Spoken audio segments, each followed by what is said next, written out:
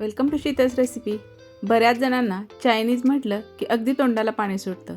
आज आपण चायनीजमधलाच एक प्रकार तो म्हणजे हक्का नूडल्स अगदी घरच्या घरी सोप्या पद्धतीने कसे बनवायचे ते पाहणार आहोत। चला तर मग रेसिपीला सुरुवात करूया। त्यासाठी इथं मी 1 ते 1.5 लिटर पाणी उकळत ठेवलं होतं। पाण्याला उकळी आली की त्यामध्ये अर्धा चमचा तेल टाकून घ्यायचं, अर्धा चमचा मीठ टाकायचं आणि इथं मी हक्का नूडल्स घेतलेले आहेत ते यामध्ये टाकायचे। आपल्याला ह्या नूडल्स व्यवस्थित अशा शिजवून घ्यायच्या आहेत।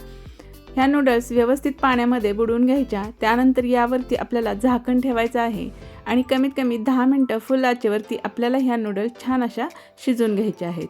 आता नूडल्स खूप जास्त शिजवायचे नाही आहेत किंवा खूप जास्त कच्च्याही ठेवायचे नाही आहेत। आता अशा प्रकारे थोड्याशा दबल्या गेल्या की समजायचं आपल्या नूडल्स व्यवस्थित अशा शिजलेल्या आहेत।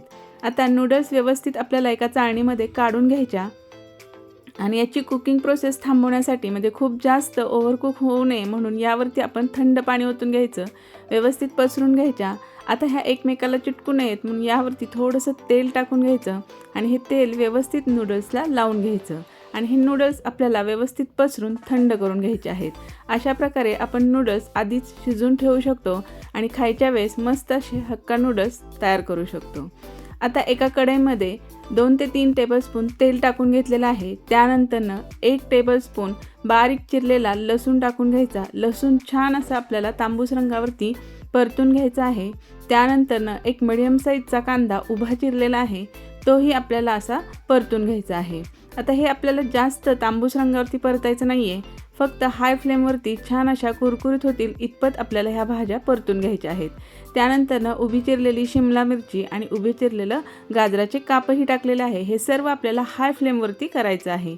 त्यानंतरनं कोबीची पानं टाकलेली आहेत, तीही अगदी पातळ असे उभे काप केलेले आहेत। ते व्यवस्थित आपल्याला हे 2 मिनिटं छान यावरती परतून घ्यायचं आहे। ही सर्व प्रोसेस आपल्याला हाय फ्लेमवरती करायची आहे। आपल्याला ह्या भाज्या अजिबात शिजवायच्या नाही आहेत। आता यामध्ये थोडीशी चवीनुसार काळी मिरी पावडर टाकलेली आहे आणि या भाज्यांसाठी लागणारं मीठ टाकलेलं आहे। व्यवस्थित परतून झालं की मग यामध्ये चिली फ्लेक्स टाकून घ्यायच्या। आपल्या आवडीनुसार यामध्ये चिली फ्लेक्स टाकून घ्यायच्या।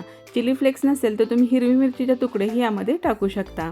त्यानंतरनं नूडल्स ज्या आपण शिजवून घेतलेल्या आहेत त्या आपल्याला जेवढ्या हक्का नूडल्स करायचे आहेत तेवढ्या आपण यामध्ये टाकून घ्यायच्या।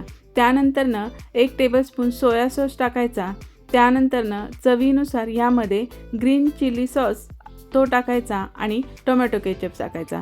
हे सॉसेस आपल्या आवडीनुसार आपण कमी जास्त करू शकतो। त्यानंतर बारीक चिरलेली कोथिंबीर टाकायची। यामध्ये पातीचा कांदाही बारीक चिरून टाकू शकतो।